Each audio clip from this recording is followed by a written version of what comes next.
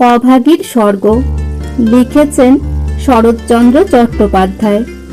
চতুর্থ পরিচ্ছেদ। পরদিন রসিক দুলে সময় মতো যখন আসিয়া উপস্থিত হইল, তখন অভাগীর আর বড় জ্ঞান নাই। মুখের পরে মরণের ছায়া পড়িয়াছে। চোখের দৃষ্টি এ সংসারের কাজ সারিয়া কোথায় কোন অজানা দেশে চলিয়া গেছে। কাঙালি কাঁদিয়া কহিল, মা গো, বাবা এসেছে, পায়ের ধুলো দেবে যে। মা হয়তো বুঝিল, হয়তো বুঝিল না, হয়তোবা তাহার গভীর সঞ্চিত বাসনা সংস্কারের মতো তাহার আচ্ছন্ন চেতনায় ঘা দিল। এই মৃত্যু পথযাত্রী তাহার অবশ বাহুখানি শয্যার বাহিরে বাড়াইয়া হাত পাতিল। রসিক হতবুদ্ধির মতো দাঁড়াইয়া রহিল। পৃথিবীতে তাহারও পায়ের ধুলোর প্রয়োজন আছে, ইহাও কেহ নাকি চাহিতে পারে, তাহা তাহার কল্পনার অতীত। বিন্দির পিসি দাঁড়াইয়াছিল। সে কহিল, দাও বাবা, দাও একটু পায়ের ধুলো। রসিক অগ্রসর হইয়া আসিল।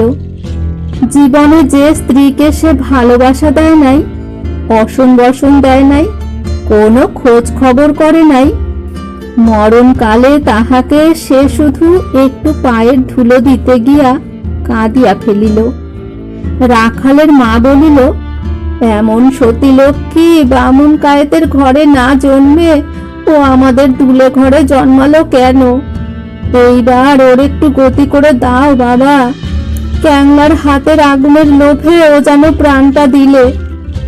অভাগীর অভাগ্যের দেবতা অগোচরে বসিয়া কি ভাবিলেন জানি না, কিন্তু ছেলে মানুষ কাঙালির বুকে গিয়া এ কথা যেন তীরের মতো বিঁধিল।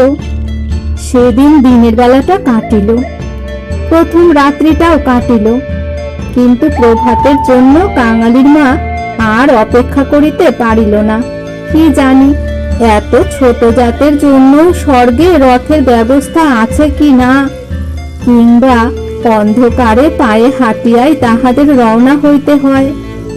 কিন্তু এটা বোঝা গেল, রাত্রি শেষ না হইতেই এ দুনিয়া সে ত্যাগ করিয়া গেছে। কুটির প্রাঙ্গণে একটা বেল গাছ, একটা কুড়ুল চাহিয়া আনিয়া রসিক তাহাতে ঘা দিয়াছে কি দেয় নাই। জমিদারের দারোয়ান কোথা হইতে ছুটিয়া আসিয়া তাহার গালে সশব্দে একটা চর কষাইয়া দিল। কুড়ুল কাড়িয়া লইয়া কহিল, শালা, এ কি তোর বাপের গাছ আছে যে কাটতে লেগেছিস? রসিক গালে হাত বুলাইতে লাগিল। কাঙালি কাঁদো কাঁদো হইয়া বলিল, বাহ, এ যে আমার মায়ের হাতে পোতা গাছ দারোয়ানজি, বাবাকে খামোকা তুমি মারলে কেন? হিন্দুস্থানি দারোয়ান তাহাকেও একটা অশ্রাব্য গালি দিয়া মারিতে গেল, কিন্তু সে নাকি তাহার জননীর মৃতদেহ স্পর্শ করিয়া বসিয়াছিল, তাই অসহ্যের ভয়ে তাহার গায়ে হাত দিল না। হাঁকাহাঁকিতে একটা ভিড় জমিয়া উঠিল। কেহই অস্বীকার করিল না যে বিনা অনুমতিতে রসিকের গাছ কাটিতে যাওয়াটা ভালো হয় নাই। তাহারাই আবার দারোয়ানজির হাতে পায়ে পড়িতে লাগিল। তিনি অনুগ্রহ করিয়া যেন একটা হুকুম দেন, কারণ অসুখের সময় যে কেহ দেখিতে আসিয়াছে, কাঙালির মা তাহারই হাতে ধরিয়া তাহার শেষ অভিলাষ ব্যক্ত করিয়া গেছে। দারোয়ান ভুলিবার পাত্র নহে। সে হাত মুখ নাড়াইয়া জানাইল, এ সকল চালাকি তাহার কাছে খাটিবে না। জমিদার স্থানীয় লোক নহেন। গ্রামে তাহার একটা কাছারি আছে, গোমস্তা অধর রায় তাহার কর্তা। লোকগুলা যখন হিন্দুস্থানিটার কাছে ব্যর্থ অনুনয় বিনয় করিতে লাগিল, কাঙালি ঊর্ধ্বশ্বাসে দৌড়িয়া একেবারে কাছারি বাড়িতে আসিয়া উপস্থিত হইল। সে লোকের মুখে মুখে শুনিয়াছিল পিয়াদারা ঘুষ লয়। তাহার নিশ্চয় বিশ্বাস হইল, অত বড় অসংগত অত্যাচারের কথা যদি কর্তার গোচর করিতে পারে, তো ইহার প্রতিবিধান না হইয়াই পারে না। হায় রে অনভিজ্ঞ! বাংলাদেশের জমিদার ও তাহার কর্মচারীকে সে চিনিত না। সদ্য মাতৃহীন বালক শোকে ও উত্তেজনায় উদ্ভ্রান্ত হইয়া একেবারে উপরে উঠিয়া আসিয়াছিল। অধর রায় সেই মাত্র সন্ধান্বিক ও যৎসামান্য জলযোগান্তে বাহিরে আসিয়াছিলেন। বিস্মিত ও ক্রুদ্ধ হইয়া কহিলেন, কে রে? আমি কাঙালি, দারোয়ানজি আমার বাবাকে মেরেছে। বেশ করেছে, হারামজাদা খাজনা দেয়নি বুঝি? কাঙালি কহিল, না বাবু মশাই, বাবা গাছ কাটতেছিল, আমার মা মরেছে। বলিতে বলিতে সে কান্না আর চাপিতে পারিল না। সকালবেলা এই কান্নাকাটিতে অধর অত্যন্ত বিরক্ত হইলেন। ছোড়াটা মরা ছুঁইয়া আসিয়াছে, কি জানি এখানকার কিছু ছুঁইয়া ফেলিল নাকি। ধমক দিয়া বলিলেন, মা মরেছে তো যা নিচে নেবে দাঁড়া। ওরে, কে আছিস রে? এখানে একটু গোবর জল ছড়িয়ে দে। কি জাতের ছেলে তুই? কাঙালি সভয়ে প্রাঙ্গণে নামিয়া দাঁড়াইয়া কহিল, আমরা দুলে। অধর কহিলেন, দুলে? দুলের মরার কাঠ কি হবে শুনি? কাঙালি বলিল, মা যে আমাকে আগুন দিতে বলে গেছে। তুমি জিজ্ঞেস করো না বাবু মশাই, মা যে সবাইকে বলে গেছে, সকলে শুনেছে যে। মায়ের কথা বলিতে গিয়া তাহার অনুক্ষণের সমস্ত অনুরোধ উপরোধ মুহূর্তে স্মরণ হইয়া কণ্ঠ যেন তাহার কান্নায় ফাটিয়া পড়িতে চাহিল। অধর কহিলেন, মাকে পোড়াবি তো গাছের দাম 5 টাকা আনগে, পারবি? কাঙালি জানিত তাহা অসম্ভব। তাহার উত্তরীয় কিনিবার মূল্য স্বরূপ তাহার ভাত খাইবার পিতলের কাশিটি বিন্দির পিসি 1 টাকায় বাধা দিতে গিয়াছে। সে চোখে দেখিয়া আসিয়াছে। সে ঘাড় নাড়িল, বলিল, না। অধর মুখখানা অত্যন্ত বিকৃত করিয়া কহিলেন, না তো মাকে নিয়ে নদীর চড়ায় পুঁতে ফেলগে যা। কার বাবার গাছে তোর বাপ কুড়ুল ঠেকাতে যায়? পাজি হতভাগা নচ্ছার। কাঙালি বলিল, সে যে আমাদের উঠানের গাছ বাবু মশাই, সে যে আমার মায়ের হাতে পোতা গাছ। হাতে পোতা গাছ? পারে?